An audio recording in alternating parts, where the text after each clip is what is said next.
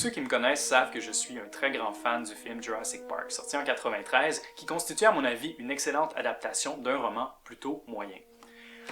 Par contre, il y a aussi eu 2 autres films qui ont été faits après qui ont un peu terni la franchise.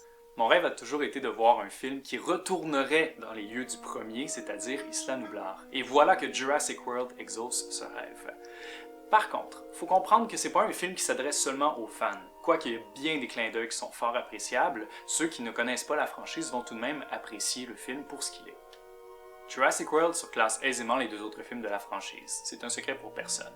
Mais en même temps, j'étais pas tout à fait certain, après avoir vu les bandes annonces, de ce nouveau dinosaure génétiquement modifié et absolument redoutable.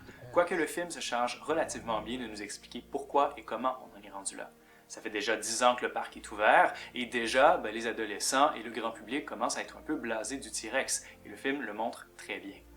En fait, c'est une sorte de critique, on pourrait dire. Une critique de cette société qui veut du divertissement à tout prix, toujours en avoir plein la vue, plus grand, plus beau, plus impressionnant. Le casting est plutôt intéressant. On retrouve tout d'abord le très divertissant Chris Pratt, avec son regard concerné, Bryce Dallas Howard, qui livre une performance tout à fait remarquable, même si son personnage manque cruellement de mordant, quoiqu'elle court très bien dans la jungle avec des talons hauts, ça, rien à redire. On retrouve aussi un milliardaire indien qui, malheureusement, n'a pas la trempe de John Hammond, mais encore là, personne ne l'a. Et côté méchant, Vincent D'Onofrio est un choix excellent. Malheureusement, son personnage a des répliques extrêmement pauvres et aussi demeure tout à fait monolithique. Même si Jurassic World est bourré d'action et de rebondissements, on constate qu'il y a quand même un glissement qui s'est opéré depuis le premier film de la franchise. En effet, ce qui faisait la force de Jurassic Park, c'est que c'était un savant mélange entre d'abord le suspense, l'action bien entendu, mais aussi et surtout l'horreur. En fait, on n'a qu'à penser aux scènes avec le dilophosaure ou encore celles avec le raptor dans la cuisine, des scènes qui ont marqué bien entendu.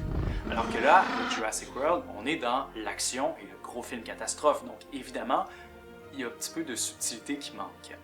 Mais en même temps, on peut le pardonner, puisque Jurassic World provoque, il faut bien l'admettre, une bonne dose de frissons, mais aussi beaucoup de plaisir.